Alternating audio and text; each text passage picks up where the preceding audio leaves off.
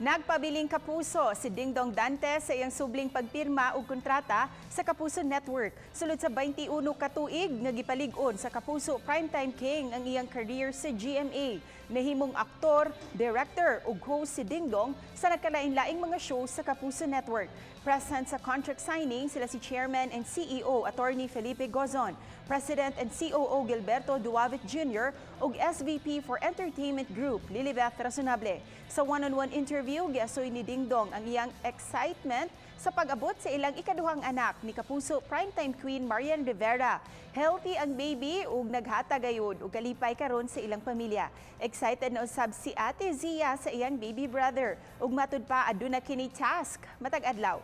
Adunay gipahigayon nga press conference human sa contract signing. Si Dingdong ang mudalaon niya isip lead sa remake sa K-drama hit nga Descendants of the Sun. Tayo ay really very proud na hindi lamang siya dito na-develop, and he is now one of the most outstanding actors, not only in GMA but in the whole country. Mga kapuso sa Luzon, Visayas at Mindanao, nananatili po akong isang kapuso at excited na po ako gawin ang mga programa para lamang sa inyo.